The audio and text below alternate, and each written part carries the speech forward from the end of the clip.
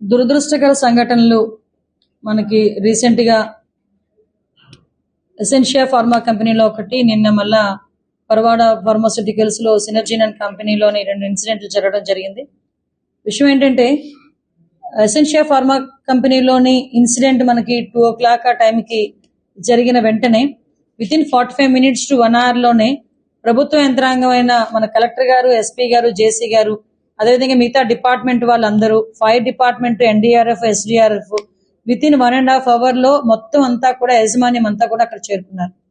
ఆ విషయం ప్రతి ఒక్కరికి కూడా తెలుసు. సుమారుగా అక్కడ జరిగింది చాలా అతి పెద్ద ప్రమాదం.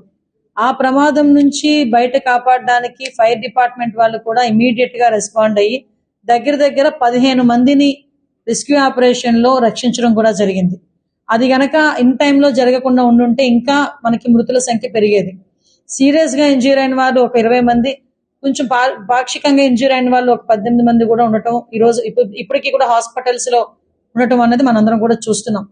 అంటే సుమారుగా 17 మంది చనిపోయిన తర్వాత అంతకు ముందే ఇమీడియట్ గా రెస్క్యూ ఆపరేషన్స్ లో గానీ, ఫైర్ ని కంట్రోల్ చేసే విషయంలోని గానీ ఎక్కడ కూడా కాంప్రమైజ్ అవ్వకుండా డిపార్ట్మెంట్ వాళ్ళందరూ కూడా దగ్గర మంటలు ఆర్పిన తర్వాత ఆ రెస్క్యూ ఆపరేషన్స్ అన్ని జరిగి ఏవైతే డెడ్ బాడీస్ ని బయటకు తీసుకొచ్చారో ఆ డెడ్ బాడీస్ అన్నిటినీ కూడా కన్సర్న్ ఇక్కడ కొంతమంది ఎన్టీఆర్ హాస్పిటల్ కి, కొన్ని కేజీహెచ్ కి తరలించి మిగతా వాళ్ళందరినీ కూడా ఇమీడియట్ గా ఎక్కడ హాస్పిటల్స్ ఉన్నాయో అన్నిటి దగ్గరికి పంపించడం జరిగింది.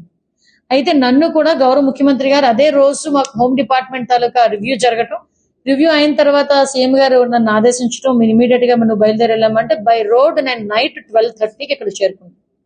12:30 నుంచి మరుసటి రోజు చంద్రబాబు నాయుడు గారు వచ్చి వెళ్ళినంత వరకు కూడా నేను ఆ ఫార్మా కంపెనీ దగ్గర నేను కూడా స్టే చేశాను.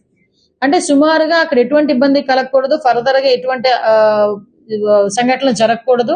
అక్కడ జరిగిన వాటికి వాళ్ళకి సహాయ చర్యలో పాల్గొనాలి. నెక్స్ట్ డే సీఎం గారు వస్తానన్నారు. ఆ ప్రోగ్రామ్ కూడా మనం ఒకసారి దగ్గరుండి సార్కి అన్ని చూపించాలి, ఎక్స్ప్లెయిన్ చేయాలని ఒక మంత్రిగా ఉన్న నేను, కొనతాల రామకృష్ణ గారు మాతో పాటు ఎర్లీ మార్నింగ్ 5 o'clock వరకు మాతో పాటు ఉన్నారు. నేను ఎందుకు ఇవన్నీ చెప్తున్నానంటే నిన్న పులివెందుల ఎమ్మెల్యే గారు ఇక్కడికి వచ్చారు. వచ్చి ఉషా ప్రైమ్ హాస్పిటల్లో ఉన్న వాళ్ళని సందర్శించి బయటకు వచ్చి ప్రభుత్వ యంత్రాంగం పట్టించుకోలేదు, అధికారులు ఎవరు రాలేదు, మంత్రులు ఎవరు రాలేదు, మంత్రులు ఎవరు స్పందించలేదు.